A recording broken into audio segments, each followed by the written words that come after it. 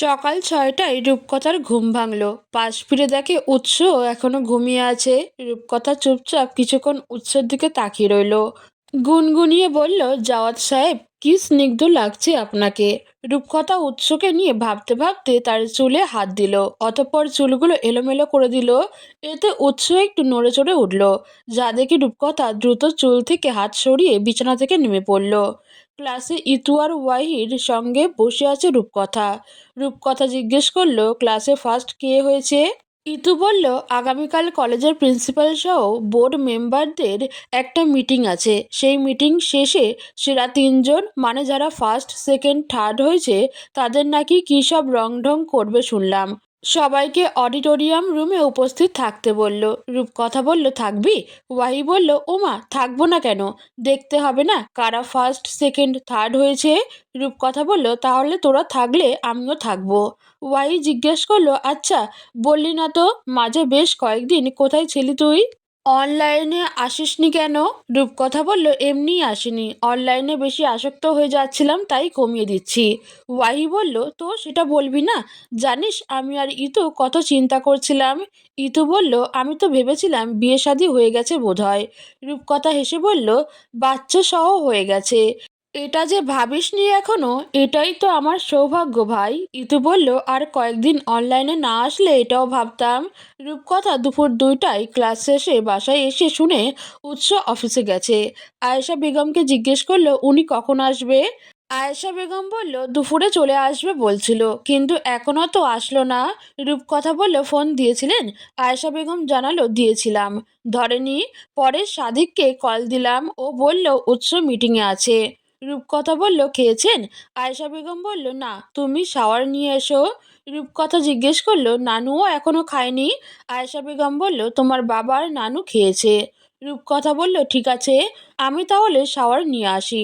আয়েশা বেগম বলল, হুম, যাও। রূপকথা রুমে এসে টেবিলে কাঁধের ব্যাগটা রেখে বিছানায় শরীর ছেড়ে দিল। এরপর বালিশের পাশে হাতিয়ে ভাবল উৎসকে কল দিবে কিনা। কাল রাত থেকে উৎসের সঙ্গে তার কথা নেই। উৎস বেশ কয়েকবার কথা বলতে চেয়েছিল, কিন্তু রূপকথা তাকে সে সুযোগ দেয়নি। কথা বলতে এলে বারবার তাকে ইগনোর করেছে। কাল রাতে উৎসের কথায় ভীষণ কষ্ট পেয়েছে মেয়েটা। উৎস প্রায় সময় বলে সে ঝগড়ুটে মেয়ে। এটা কি ধরনের কথা? তার বুঝি কষ্ট লাগে না? রূপকথা এসব ভাবতে ভাবতে উঠে জামা কাপড় নিয়ে ওয়াশরুমে চলে গেল। কিছুক্ষণ পর বেরিয়ে আসলো শাওয়ার নিয়ে, ভেজা কাপড়গুলো ওয়াশরুমে রেখে আসলো। প্রথম কয়েকদিন নিজের জামা কাপড় নিজেই ধুয়েছিল, এতেই হাতের ব্যথায় বেহাল অবস্থা হয়েছিল তার। কাপড় ধোয়ার মোটেও অভ্যাস নেই তার। এখানে আসার আগে মা কাপড় ধুয়ে দিত, এখানে আসার পর এই বাসায় সার্ভেন্টরা ধুয়ে দেয়। যেদিন হাতে ব্যথা উঠেছিল সেদিন উৎস অনেক বেশি বকা দিয়েছিল, বলেছিল ওয়াশিং মেশিন থাকতে কোন পাগলে হাত দিয়ে কাপড় ধোয়। রূপকথা বলেছিল, আমি ওয়াশিং মেশিন চালাতে পারি না। এই বাসায় আসার আগে আম্মুই আমার কাপড় ধুয়ে দিত। উৎস বলেছিল, বাসায় কি সার্ভেন্টের অকাল পড়েছে? যেটা পারো না সেটা করতে যাও কেন? রূপকথা আর কিছু বলেনি, কারণ দোষটা তো তারই ছিল। হঠাৎ আয়েশা বেগমের ডাকে রূপকথার ধ্যান ভাঙল। দরজার দিকে তাকিয়ে দেখে তিনি আছেন। রূপকথা জিজ্ঞেস করলো, কিছু বলবেন? আয়েশা বেগম বলল, খেতে আসো। উৎস ফোন করেছিল, বলল আসতে একটু লেট হবে। রূপকথা জিজ্ঞেস করলো, লাঞ্চ করেছে উনি? আয়েশা বেগম বলল, না, এসে খাবে বলল। আসতে লেট হবে তাই আমাকে বলল তোমাকে নিয়ে খেয়ে নিতে। তুই খেয়ে নে, ও উৎস আসলে একসঙ্গে খাবে। আয়েশা বেগমের পাশ কাটিয়ে রুমে ঢুকলো রাবেয়া বেগম। কথাটা তিনিই বলেছেন। আয়েশা বেগম বলল, ওর আসতে লেট হবে, ততক্ষণ না খেয়ে থাকবে মেয়েটা। রাবেয়া বলল, জামাইয়ের জন্য না খেয়ে থাকবে না তো কার জন্য না খেয়ে থাকবে? আয়েশা বলল, কিন্তু মা। ব্যাস, আর বলতে পারল না। এর মধ্যেই রাবেয়া বেগম ধমক দিয়ে বলল, কোনো কিন্তু না, তুই আমার থেকে বেশি বুঝিস। পুত্রবধূর সামনে এমন কড়া ধমক শুনে আয়েশা বেগমের মনটা ভারী হয়ে গেল। রূপকথা শাশুড়ির হাত ধরে হাসি মুখে বলল, আপনি খেয়ে নিন, আমি আপনার ছেলে আসলে তার সঙ্গে খাবো। রাবেয়া বেগম মুখ গম্ভীর করে বলল, এসেছি পর্যন্ত লক্ষ্য করছি, তোমার মুখ দিয়ে মা বাবা এই দুইটা ডাক বের হতে খুব কষ্ট হয়। এর কারণ কি? মুহূর্তেই রূপকথার মুখটি চুপসে গেল। রাবেয়া রূপকথার মাথায় হাত দিয়ে বলল, আমার মেয়েটার দুইটা ছেলে, কোনো মেয়ে নেই, তারও তো ইচ্ছে করে কোনো পুতুল তাকে মা বলে ডাকবে। এর ফাঁকে আয়েশার দিকে তাকিয়ে বলল, "কি রে, করে না বল?" আয়েশা বেগম এবার মুখ গম্ভীরতা এনে বলল, "মা, সব কিছুতে তোমার জোর জবরদস্তি একদম ভালো লাগে না। ওর মন থেকে মা ডাকটা না আসলে ও কিভাবে ডাকবে?" রাবেয়া বলল, "আস্তে আস্তে শিখতে হবে।" আয়েশা বেগম আর কিছু না বলে মায়ের উপর বিরক্ত হয়ে রুম ত্যাগ করলো। আয়েশা বেগম যেতেই রাবেয়া বেগম রূপকথার হাত ধরে বিছানায় গিয়ে বসলো। মাথায় হাত রেখে জিজ্ঞেস করলো, "আমার কথায় কষ্ট পেয়েছো নিশ্চয়ই?" রূপকথা বলল, "না নানু, কষ্ট পাবো কেন?" রাবিয়া বলল, "কারণ আমি কষ্ট পাওয়ার মতো কথাই বলেছি।" রূপকথা হেসে বলল, "মোটেও না।" রাবেয়া বেগম রূপকথার মাথা থেকে টাওয়ালটা খুলে চুল মুছে দিতে দিতে বলল, "শোনো বইন, জামাইকে বসে রাখতে হবে, বুঝেছো?" রূপকথা লাজুক হেসে বলল, "হুম।" রাবেয়া বলল, "তোমার জামাই প্রতিদিন অফিস আদালতে যায়, সুন্দর সুন্দর বেটি দেখে, এখন থেকেই তাকে হাত না করলে পরে কি হবে, বুঝতে পারছো?" রূপকথা কিছু বলছে না। যেখানে স্বামী স্ত্রীর সম্পর্কের কোনো চিহ্নই নেই, সেখানে কে কাকে হাত করবে এইসব নিয়ে এখন রূপকথা একটুও ভাবতে চায় না। কারণ ভাবলেই তার মন খারাপ হবে। রূপকথা চুপটি করে রাবিয়া বেগমের কোলে মাথা রেখে শুয়ে পড়ল। কিছুক্ষণের মধ্যেই তার ঘুম চলে আসলো। বিকেল 4টায় উৎস বাসায় আসলো। রুমে এসে দেখে রূপকথা নাক পর্যন্ত কমফোর্টার জড়িয়ে ঘুমিয়ে আছে। উৎস গায়ের ব্লেজারটা খুলে সোফায় রাখলো। এরপর ওয়াশরুমে চলে গেল চেঞ্জ করে ফ্রেশ হতে। ফ্রেশ হয়ে এসে রূপকথার কাছ থেকে কমফোর্টারের এক সাইড নিয়ে গায়ে জড়িয়ে শুয়ে পড়ল। আজকের এতদিন পর অফিসে গিয়েছে, তাই কাজের চাপ একটু বেশিই ছিল। তাই এখন শরীরও ভীষণ ক্লান্ত লাগছে। সন্ধ্যা 6টায় ঘুম ভাঙতেই রূপকথা কিছুটা চমকে উঠল। কারণ তার পাশে উৎস ঘুমিয়ে আছে, আর সে উৎসের গায়ের উপরে এক পা তুলে দিয়েছে। ঘটনা বুঝার খানিক পরেই রূপকথা উৎসের গা থেকে পা নামিয়ে সরে আসলো। এরপর কিছুক্ষণ উৎসের দিকে নীরবে তাকিয়ে থেকে উঠে বসলো। গলা থেকে ওড়নাটা খুলে গায়ে জড়িয়ে নিল। ঠান্ডা লাগছে তার। তারপর বিছানা থেকে নেমে ওয়াশরুমে চলে গেল। কিছুক্ষণের মধ্যে ফ্রেশ হয়ে এসে একবার ভাবলো উৎসকে ডেকে জিজ্ঞেস করবে কিছু খেয়েছে কিনা। পরক্ষণেই আবার নিজের ভাবনাকে ঝেড়ে ফেলে নিচে চলে গেল।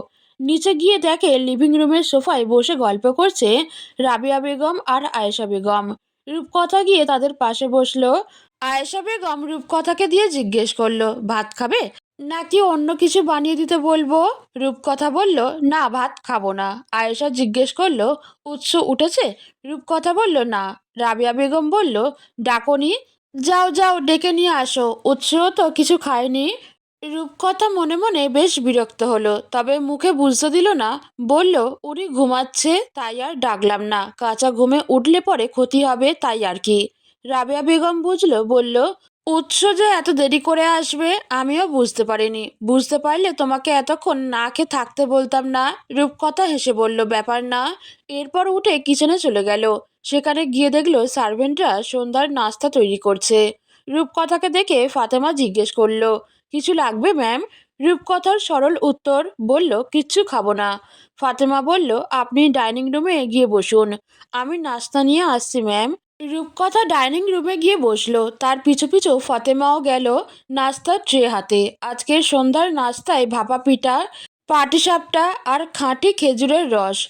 প্রতি বছর এই দিন মানে শীতকাল আসলেই রূপকথাদের বাসায় এই ধরনের পিঠাগুলো বানানো হতো। হঠাৎ বাসার চিত্র এখানে দেখে বাসার কথা মনে পড়ে গেল। ফাতেমা ট্রেটা রূপকথার সামনে রেখে বলল, "ম্যাম, কে জানাবেন কেমন হয়েছে?" রূপকথা হেসে বলল, "অবশ্যই রেটিং দিব।" রূপকথা খাওয়া শুরু করলো। পাটিসাপটা একটু মুখে নিতেই বুঝলো দেখতে যেমন ইয়াম্মি হয়েছে, খেতেও ঠিক তেমনই হয়েছে। রূপকথার খাওয়া যখন শেষের দিকে, তখন উৎস নিচে এসে তার সামনের চেয়ারটায় বসলো। রূপকথা একটি বারের জন্য তার দিকে তাকালো না। উৎস চুপচাপ মুখে হাত দিয়ে তার দিকে তাকিয়ে আছে। রূপকথা যখন বুঝলো উৎস তার দিকে তাকিয়ে আছে, তখন কিছুটা অস্বস্তিতে পড়ে গেল। শুধু বউকে দেখলেই হবে? আমাকেও তো একটু দেখতে পারো। উৎসর উদ্দেশ্যে কথাটা বলে রাবেয়া বেগম পাশের চেয়ারটায় বসলো। উৎস হেসে বলল, "সারা জীবন তো তোমাকেই দেখলাম ডার্লিং, আর কত দেখবো?" রাবেয়া বেগম বলল, "পুরনো হয়ে গেছি তো, আর দেখতে মন চাচ্ছে না, বুঝেছি।" উৎস হেসে মজা করে তার গাল টেনে দিল। রাবেয়া বেগম বলল, "দুপুরে এসে না খেয়ে ঘুমিয়েছিলে কেন?" উৎস বলল, আমি তো দুপুরে আসিনি, বিকেলে এসেছি। আর দেরি হয়ে যাওয়াতে অফিস থেকে খেয়ে এসেছি। কথাটা শুনে রূপকথার হাত থেমে গেল। মাথায় যেন আগুন লেগে এলো। মনে মনে বলল, মশাই ঠিকই বাইরে থেকে গিলে এসেছে, অথচ আমি যে না খেয়ে বসে তার জন্য অপেক্ষা করছি, সেদিকে কারো হুঁশ নেই। রাবেয়া বেগম বলল, তুমি খেয়ে এসেছো, আগে বলবে তো নাকি? এদিকে রূপকথা তোমার জন্য না খেয়ে অপেক্ষা করছে। কথাটা শুনে উৎস রূপকথার দিকে তাকালো। দেখলো মেয়েটা খাওয়া থামিয়ে নিচের দিকে তাকিয়ে বসে আছে। উৎস মনে মনে বলল, একেই রেগে আছে, তার মধ্যে আবার আমার জন্য না খেয়ে অপেক্ষা করছে। হাই আল্লাহ, কি যে হবে। রূপকথা চুপচাপ খাবার বাকিটুকু খেয়ে রুমে চলে গেল। রূপকথা যেতেই উৎস রাবেয়া বেগমকে বলল, আমি তো রূপকথাকে নিয়ে আম্মাকে খেয়ে নিতে বলেছিলাম, ও খায়নি কেন? রাবেয়া বলল, ওকে আমিই বলেছিলাম তোমার জন্য অপেক্ষা করতে। উৎস বলল, তার মানে কি ও কলেজ থেকে এসেছে পর্যন্ত কিছু খায়নি? রাবেয়া বলল, কই খেলো? তাদের কথার মধ্যে আয়েশা বেগম আর ফারুক সাহেব এসে যুক্ত হলো। আয়েশা বলল, কি গোপন আলোচনা হচ্ছে দুজনের মধ্যে? রাবেয়া হেসে বলল, তেমন কিছু না, এমনি। এরপর সার্ভেন্ট এসে নাস্তা দিয়ে গেল। সবাই টুকটাক কথা বলতে বলতে খাওয়া শুরু করলো। খাওয়া শেষ করে উৎস রুমে এসে দেখে রূপকথা পড়তে বসেছে। উৎস তার সঙ্গে কিভাবে কথা বলবে বুঝতে পারছে না।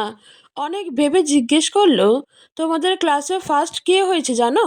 রূপকথা কোনো উত্তর দিল না, নিজের মতো পড়ছে। উৎস বলল, তোমাকে কিছু জিজ্ঞেস করেছি। রূপকথা এবারও কোনো উত্তর দিল না। উৎস এবার রূপকথার পাশে গিয়ে দাঁড়ালো। বলল, কি হয়েছে, কথা বলছো না কেন? কি করেছি আমি? রূপকথা এবার মোবাইলটা নিয়ে ব্যালকনিতে চলে গেল। তবে এবার আর উৎস তার পিছু নিল না। রুম থেকে ফোন আর কম্পিউটার নিয়ে স্টাডি রুমে চলে গেল। তার এখন অনেক কাজ বাকি। রূপকথার সঙ্গে পরে কথা বলে নেবে, আপাতত ওর মাথা ঠান্ডা হোক। অন্যদিকে রূপকথা ভেবেছিল উৎস হয়তো তার পিছন পিছন ব্যালকনিতে এসে তাকে সরি বলবে, কিন্তু তার ভাবনাকে ভুল প্রমাণ করে উৎস চলে গেল। রূপকথা একটা দীর্ঘশ্বাস ছাড়ল, বলল, আমি হয়তো একটু বেশি আশা করে ফেলেছিলাম। এর মধ্যে হঠাৎ হোয়াটসঅ্যাপে মেসেজ আসলো, কেমন আছেন সুস্নিগ্ধা? রূপকথা বিরক্ত হলো। সেই অপরিচিত নাম্বার না, কয়েকদিন পর পরই মেসেজ দিয়ে এটা ওটা জিজ্ঞেস করে। রূপকথা সিন করে রেখে দেয়, কিন্তু আজকে রিপ্লাই দিল, লিখলো, কে আপনি ভাই, বিরক্ত করেন কেন? অপরিচিত ব্যক্তিটি বলল, আমি কে হতে পারি বলেন তো? রূপকথা বলল, আমি কিভাবে বলবো আপনি কোন জিনের বাচ্চা? না না, আমি কোনো জিনের বাচ্চা টাচ্চা নই। আমি আপনার মতোই একজন রক্ত মাংসে গড়া মানুষ। আপনি কি আমাকে চিনেন? জি। কতটুকু? বলবো সময় হলে। কিসের সময়? সময় আসুক, তখন না হয় বলবো। রূপকথা আর কোনো রিপ্লাই দিল না। বিরক্ত লাগছে তার, তবুও ব্লক করতে পারছে না, শুধুমাত্র এটাকে সেটা দেখার জন্য। রূপকথা এবার ফোনটা বন্ধ করে রুমে রেখে আসলো। আসার সময় একটা শাল নিয়ে আসলো। এরপর শালটা গায়ে জড়িয়ে দোলনায় হাত পা সব একসঙ্গে তুলে বসলো। পুরো দমে শীত পড়েছে, কুয়াশার চারপাশ ঘিরে ধরেছে। রূপকথা দোল খেতে খেতে গুনগুনিয়ে গান গাইছে। রাত 10টায় উৎস রুমে আসলো। রুমে কোথাও রূপকথাকে না দেখতে পেয়ে ব্যালকনিতে চলে গেল।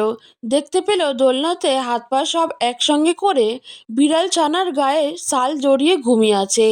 সামনের বেবি হেয়ারগুলো চোখে মুখে পড়ে আছে। উৎস চুপচাপ কিছুক্ষণ রূপকথার দিকে তাকিয়ে রইল। এরপর ডাকলো, রূপকথা, এই রূপকথা। কয়েকবার ডাকার পর রূপকথার ঘুম ভাঙলো। হাই তুলে ঠিক করে বসে সামনে তাকাতেই দেখলো উৎস দাঁড়িয়ে আছে। তাকে দেখে রূপকথা বাইরের দিকে তাকালো। উৎস মুচকি হেসে বলল, ডিনার করবে না? 10টা বেজে গেছে। রূপকথা উঠে ওয়াশরুমে চলে গেল। এরপর ফ্রেশ হয়ে এসে নিচে চলে গেল। উৎস তখনও আগের মতোই দাঁড়িয়ে রইল। রূপকথা যেতে বলল, একরত্তি একটা মেয়ে, অথচ কত রাগ, নির্ঘাত ধানি লঙ্কা। এরপর সে নিজেও নিচে চলে গেল। গিয়ে দেখলো রূপকথা অলরেডি সবার আগে খাওয়া শুরু করে দিয়েছে, আর বাকিদের সঙ্গে টুকটাক কথা বলছে। উৎস দেখে ফিরেও তাকালো না। উৎস গিয়ে তার পাশের চেয়ারটায় বসলো। খাওয়ার মাঝে আয়েশা বেগম ফারুক সাহেবকে বলল, উদয়টার কোনো খোঁজ খবর জানেন? ফারুক সাহেব শক্ত গলায় বলল, জেনে কি করব? আয়েশা বেগম বলল, কতদিন হয়ে গেছে ছেলেটা বাসায় আসে না? উৎস বলল, ও জানে বাসায় আসলে ওর কপালে দুঃখ আছে, তাই আসে না। আয়েশা বেগম বলল, মাফ করে দাও, তোমার ভাই তো। উৎস বলল, ও হ্যাঁ, আমারই তো ভাই, যে কিনা আমারই সর্বনাশ করার জন্য একটা বেহায়া মেয়েকে লেলিয়ে দিয়েছিল। আয়েশা বেগম চুপ হয়ে গেল, কিছু বলল না। রাবেয়া বেগম বলল, এই ছেলেকে যেভাবেই হোক ধরে বেঁধে একটা বিয়ে পাঠিয়ে দিতে হবে, দেখবে বউ পেলে সব ঠিক হয়ে যাবে। রাবেয়া বেগমের কথা শুনে সবাই খাওয়া থামিয়ে রূপকথার দিকে তাকালো। রূপকথা খাওয়া থামিয়ে বলল, হ্যাঁ, এবারও আপনার আদরের ছোট নাতি বিয়ের আসরে একটা মেয়েকে রেখে পালিয়ে যাক, তারপর আপনারা সবাই মিলে আপনার বড় নাতির বলির পাঠা বানান, তাই তো? এটাই তো চান নাকি? সবাই রূপকথার কথায় অবাক হলো। রূপকথা বলল, কিন্তু এবার তো সেটা হবে না, কারণ আমি হতে দিব না। আয়েশা বেগম বলল, কিভাবে কথা বলছো তুমি? রূপকথা বলল, আমার জীবন নিয়ে এভাবে ছিনিমিনি খেলার পরও জিজ্ঞেস করছেন কিভাবে কথা বলছি? আমি আপনার নিজের মেয়ে হলে পারতেন এই কথাটা বলতে? ফারুক সাহেব বলল, নিজের মেয়ে পরের মেয়ে এইসব কেমন কথা মা? আর এসব কথা এখন উঠছেই বা কেন? রূপকথা বলল, আপনারা তুলেছেন বলেই তো উঠছে। রূপকথা আর কিছু না বলে হাত ধুয়ে উঠে চলে গেল। রূপকথা যেতেই উৎস বলল, ও কিন্তু ভুল কিছু বলেনি, আমি ওর সঙ্গে একমত। ফারুক সাহেব বলল, আচ্ছা হয়েছে, সবাই খেয়ে নাও, এসব আলোচনা এখন বাদ। সবাই চুপচাপ ডিনার শেষ করে যার যার রুমে চলে গেল। উৎস রুমে এসে দেখল রূপকথা হোমওয়ার্ক করছে। উৎস বলল, নিচে এভাবে কথা বললে কেন? বড়দের সঙ্গে কেউ এভাবে কথা বলে? রূপকথা কিছু বলল না। উৎস বিরক্ত হয়ে বলল, যা মনে চাই করো, কিচ্ছু বলবো না। উৎস ওয়াশরুমে চলে গেল ফ্রেশ হতে। এরপর ফ্রেশ হয়ে এসে একটা কমফোর্টার জড়িয়ে শুয়ে পড়ল। রূপকথা হোমওয়ার্ক শেষ করে রাবেয়া বেগমের রুমে গেল। দেখল তিনি শুয়ে পড়েছেন। রূপকথা গিয়ে তার রুমের লাইট জ্বালালো। এরপর তার পায়ের কাছে বসে পা ধরে বলল, আম সরি নানু, আমাকে মাফ করে দেন। আমি না চাইতেই আপনাকে কষ্ট দিয়ে ফেলেছি, যেটা আমি মোটেও চাইনি। তখন আমার মাথা গরম হয়ে গিয়েছিল, তাই কি বলতে কি বলেছি বুঝতে পারিনি। প্লিজ এবারের মতো মাফ করে দেন। রাবেয়া বেগমের চোখটা মাত্র লেগে এসেছিল, হঠাৎ কেউ পা ধরায় সজাগ হলো।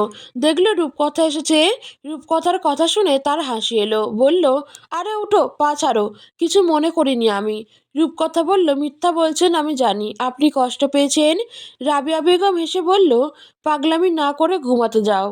রূপকথা বলল, আগে বলুন মন থেকে মাফ করে দিয়েছেন। রাবেয়া বেগম বলল, আচ্ছা যাও, মন থেকে মাফ করে দিলাম। রূপকথা বলল, okay, good night, have a sweet dream. Rabeya Begum শেষের ইংরেজিটুকু বুঝল না, তাই কোনো উত্তর দিতে পারল না। রূপকথা লাইট নিভিয়ে দরজাটা হালকা করে লাগিয়ে দিয়ে নিজেদের রুমে চলে গেল। রুমে গিয়ে দেখলো উৎসর কোনো সাড়া শব্দ নেই। রূপকথা সেদিকে কিছুক্ষণ তাকিয়ে থেকে ওয়াশরুমে চলে গেল। এরপর ফ্রেশ হয়ে এসে হাতে পায়ে লোশন ময়শ্চারাইজার লাগিয়ে নিল। সব শেষে পানি খেয়ে রুমের লাইটগুলো নিভিয়ে ড্রিম লাইট জ্বালিয়ে উৎসর পাশে গিয়ে শুয়ে পড়ল। শোয়ার কিছুক্ষণের মধ্যে ঘুম আসতেই রূপকথা গিয়ে উৎসর বুকে পিঠে লাগিয়ে তার সঙ্গে একদম মিশে গেল। তখন উৎসর ঘুম আসেনি। সে রূপকথার কাণ্ড দেখে ঠোঁট টিপে হাসল। এটা নতুন কিছু না, রূপকথা প্রতিদিন তার সঙ্গে লেগে শোয়। আজকে তো তাও ভাগ্য ভালো যে গায়ের উপর হাত পা তুলে দেয়নি। আজকের উৎস সাহস করে একটা কাজ করে বসলো। পেছন থেকে রূপকথাকে জড়িয়ে ধরলো। মনে মনে বলল, এত হেজিটেশনের কি আছে, আমারই তো বিয়ে করা বউ। এসব ভাবতে ভাবতে উৎসর চোখ লেগে আসলো। উৎসর নড়াচড়া না দেখে রূপকথা চোখ খুলে তাকালো। তার ঘুম আসেনি। এতক্ষণ সে অভিনয় করেছে, উৎস এই প্রথম তাকে এত সুন্দর করে জড়িয়ে ধরল। নিঃসন্দেহে সুন্দর এবং নতুন এক অনুভূতি। কিন্তু রূপকথা এখন এসবে পাত্তা দিল না, কারণ তার তো এখন উৎসকে ধরে গ্যাচাং করে একটা কামড় দিতে মন চাচ্ছে। মনে মনে বলল, কেউ রাগ অভিমান করলে যে সুন্দর করে সরি বলতে হয়, সেই মিনিমাম কমন সেন্সটুকু নেই বেয়াদব। হুদাই পিছনে বিড়ালের মতো ঘুরঘুর করে লাভ নেই, এবার সরি না বললে মাপ নাই। পরদিন দুপুর 1টায় অডিটোরিয়াম রুমে বসে অপেক্ষা করছে রূপকথা সহ ইন্টার সেকেন্ড ইয়ারের সকল শিক্ষার্থী। ফার্স্ট সেকেন্ড থার্ড কে হবে, এটা নিয়ে অলরেডি শিক্ষার্থীদের মধ্যে আলোচনা শুরু হয়ে গেছে। রূপকথা নিশ্চুপ বসে আছে। ইতু আর ওয়াহির মাঝখানে মাঝের সারির পেছনের বেঞ্চগুলোতে জায়গা হয়েছে তাদের। ছাত্রছাত্রী বেশি হওয়াতে অনেকেই বসার জায়গা পায়নি, দাঁড়িয়ে আছে। সবার আলোচনার অবসান ঘটিয়ে প্রিন্সিপাল সহ সকল বোর্ড মেম্বার এসে উপস্থিত হলো। তারা রুমে প্রবেশ করতেই শিক্ষার্থীরা সবাই দাঁড়িয়ে সম্মান জানালো। রূপকথা দাঁড়িয়ে সামনে তাকাতেই দেখলো উৎসও এসেছে। মনে মনে বলল, ও আচ্ছা, মশাই যে বোর্ড মেম্বার আমি তো ভুলেই গিয়েছিলাম। এরপর গাল বাঁকা করে বসে পড়ল। ইতু ওয়াহিকে বলল, এই ওয়াহি, দেখ দেখ, উৎস জাওয়াদ আগের থেকেও বেশি সুন্দর হয়ে গেছে। লোকটার বয়স যেন দিন দিন কমে যাচ্ছে। ওয়াহি বলল, এমনভাবে বলছিস বেচারার তো নজর লেগেই যাবে। ইতু বলল, বেডা ভালো না, আমার রিকোয়েস্ট একসেপ্ট করে নাই। ওয়াহি বলল, ফেসবুকে পাসওয়ার্ড হয়তো বউয়ের কাছে আছে, তাই মেয়েদের রিকোয়েস্ট একসেপ্ট করতে পারে না। ইতু বলল, বেডা আবিয়া ইত্তা, বউ কই থেকে আসবে? ওয়াই বলল, 3-4 মাস আগে বিয়ে করেছে শুনলাম। ইতু রূপকথার কাঁধে ঢলে পড়ে বলল, না, এ আমি বিশ্বাস করি না। এতক্ষণে রূপকথার মুখ খুলল, হেসে বলল, আপা, রিয়েলিটি মাইনা নেন। ইতু বলল, কিন্তু বেড়াটা সুন্দর ছিল। ওয়াই বলল, তোর চোখে তো সব বেড়াই সুন্দর। কেউ আর কিছু বলতে পারল না। একজন স্যার মাইক হাতে নিয়ে সবার দৃষ্টি আকর্ষণ করলো। এরপর সবাইকে থামতে বলে বলল, তোমরা হয়তো ইতিমধ্যে জেনে গেছো আজকে তোমাদের এখানে ডাকার আসল কারণ কি। আমি আশা রাখবো তোমরা সবাই একটু চুপচাপ থেকে আমাদের কিছু বলার সুযোগ করে দেবে। ইতিমধ্যেই আমাদের মাঝে এসে উপস্থিত হয়েছেন আমাদের সম্মানিত স্যার ম্যামরা। এছাড়াও উপস্থিত হয়েছে আমাদের সম্মানিত বোর্ড মেম্বাররা। এখন আমাদের সম্মানিত প্রিন্সিপাল মহোদয় শিক্ষার্থীদের উদ্দেশ্যে কিছু কথা বলবেন। আশা করছি সবাই স্যারের কথা মনোযোগ দিয়ে শুনবে। এরপর প্রিন্সিপাল স্যার বক্তব্য দেওয়া শুরু করলেন। এই লোকটা 5 মিনিট কথা বলবে বলে পাক্কা 1 ঘন্টা বকবক করলো। না না, এটা তার নতুন অভ্যাস না। প্রতিটা মিটিং অনুষ্ঠানেই উনি এমন করে। অন্যদিকে উৎস কানে ব্লুটুথ লাগিয়ে একধারে ফোনের স্ক্রিনে তাকিয়ে আছে। এসব বকবক শুনতে তারও ইচ্ছা করছে। এবার আসলো সেই কাঙ্ক্ষিত সময়। প্রথমে সায়েন্সের ফার্স্ট সেকেন্ড থার্ড কে হয়েছে সেটা জানানো হলো এবং তাদের সামনে ডাকা হলো। এরপর কমার্সের ফার্স্ট সেকেন্ড থার্ড যারা হয়েছে তাদেরও ডাকা হলো। এরপর আসলো আর্টসের পালা। যে স্যার অ্যাঙ্কারিং করছেন তিনি হেসে সবার উদ্দেশ্যে বললেন, তোমরা কি জানো, আর্টসের যারা ফার্স্ট এবং সেকেন্ড হয়েছে তারা কিন্তু সায়েন্স এবং কমার্সের ওদের থেকেও বেশি নাম্বার পেয়েছে। সবার মধ্যে আবারও আলোচনা শুরু হয়ে গেল।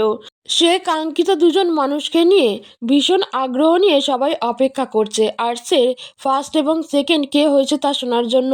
স্যার ঘোষণা করলেন, প্রথম হয়েছে আদনান আহমেদ আদিন, সেকেন্ড হয়েছে রূপকথা আহসান এবং থার্ড হয়েছে মিসমি নারান্নম। তোমরা তিনজন প্লিজ সামনে চলে আসো। রূপকথা সেকেন্ড হয়েছে শুনে রূপকথা সহ ক্লাসের সবাই অবাক হয়ে গেল। রূপকথা পড়ালেখায় ভালো, এটা ক্লাসের সবার জানা, তবে এতটা যে ভালো সেটা আগে কেউ জানতো না। রূপকথাকে চ্যাপ্টা হয়ে বসে থাকতে দেখে ইতু আর ওয়াহি ঠেলে বলল, কিরে সামনে যা, তোকে ডাকছে তো। রূপকথা বলল, দোস্ত আমার তো বিশ্বাসই হচ্ছে না, দেখ আমার হাত কাঁপতেছে, একদম ঠান্ডা হয়ে গেছে। ইতু হেসে বলল, পরে কথা হবে, আগে সামনে যা। রূপকথা অনেক কষ্টে উঠে সামনের দিকে হাঁটা ধরলো। সামনে তাকিয়ে দেখে উৎস তার দিকেই তাকিয়ে আছে। রূপকথা গিয়ে মেয়েদের পাশে দাঁড়ালো। স্যার হেসে বলল, আদনান আহমেদ আদিন মাত্র 2 নাম্বার বেশি পেয়ে রূপকথা আহসানের থেকে এগিয়ে আছে এবং সায়েন্স কমার্স আর্টস মিলিয়ে আর্টস বিভাগ থেকে প্রথম হয়েছে আদনান আহমেদ আদিন, সেকেন্ড হয়েছে রূপকথা আহসান এবং থার্ড হয়েছে সায়েন্স থেকে তুতুল সরকার। এছাড়াও এখানে উপস্থিত সকল শিক্ষার্থীকে জানাই আন্তরিক শুভেচ্ছা এবং অভিনন্দন। এরপর বোর্ড মেম্বাররা সবাই একটু একটু মোটিভেশনাল কথা বলা শুরু করলো। সবার শেষে আসলো উৎসর পালা। উৎস মাইক হাতে নিয়ে বলল, আসসালামু আলাইকুম, কেমন আছেন সবাই?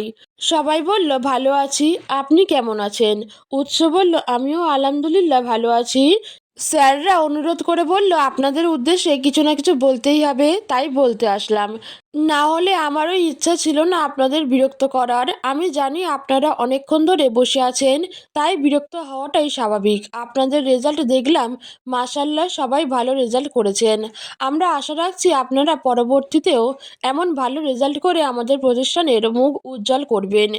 এছাড়াও ভরসা রাখি আপনারা ডিসিপ্লিন মেনে ফাইনাল পরীক্ষার জন্য প্রস্তুতি নেবেন, এটুকু আশা তো আমরা আপনাদের কাছে রাখতেই পারি কি পারি না? সবাই বলল জি। উৎস বলল, যারা তুলনামূলক কম নাম্বার পেয়েছেন তাদের মন খারাপ হওয়ার কিছু নেই। আপনারা যেমন লিখেছেন তেমনই নাম্বার পেয়েছেন, খাতায় লিখেছেন কিন্তু নাম্বারটা পাননি, এমনটা কিন্তু হয়নি। তারপরও যদি মনে হয় খাতা কাটায় কোনো ভুল আছে তাহলে নির্দ্বিধায় স্যার ম্যামদের সঙ্গে কথা বলবেন। সবাই মনোযোগ দিয়ে পড়াশোনা করবেন, নিয়মিত ক্লাসে আসবেন। যেসব বিষয়ে বুঝতে অসুবিধা হয় সেগুলো স্যারদের জিজ্ঞেস করবেন। আজ এটুকুই থাক, সবাই ভালো থাকবেন, সুস্থ থাকবেন। আমার জন্য দোয়া করবেন। উৎসর বক্তব্য শেষে প্রিন্সিপাল স্যার আরও কিছু কথা বলে আজকের আয়োজন ইতি টানল। পাশাপাশি হাঁটতে হাঁটতে মাঠ পেরোচ্ছে রূপকথা, ইতু আর ওয়াহি। ইতু বলল, কী রে ভাই, তুই তো ছক্কা মেরে দিয়েছিস। রূপকথা বলল, বিশ্বাস কর ভাই, আমি এতটাও আশা করি নাই। ওয়াহি বলল, হয়েছে, আর নাটক করতে হবে না। ট্রিট কবে দিবি সেটা বল। রূপকথা বলল, ক্যান্টিনে তো তেমন ইউনিক কিছু নেই। ইতু বলল, আরে বলদ, ক্যান্টিনে কে ট্রিট দেয়? আমরা তো রেস্টুরেন্টে গিয়ে ট্রিট নিব। রূপকথা এবার পড়ল বিপদে, বলল, রেস্টুরেন্টে যাওয়ার অনুমতি নেই আমার। ইতু বলল, এমনভাবে বলছিস যেন বিএফ মানা করেছে। রূপকথা বলল, সত্যিই বলছি, বাসা থেকে পারমিশন নেই। ইতু বলল, আরে আমাদের কলেজের পাশে একটা সুন্দর রুফটপ আছে, ওখানে যাব। রূপকথা বলল, আচ্ছা ভেবে দেখি। আরও টুকটাক কথা বলতে বলতে তিনজন গেট দিয়ে বের হলো। রূপকথা গেটের বাইরে এসে দেখে ড্রাইভার গাড়ি নিয়ে তার জন্য আগে থেকেই দাঁড়িয়ে আছে। রূপকথা দুজনকে বিদায় দিয়ে গাড়িতে উঠে বসলো।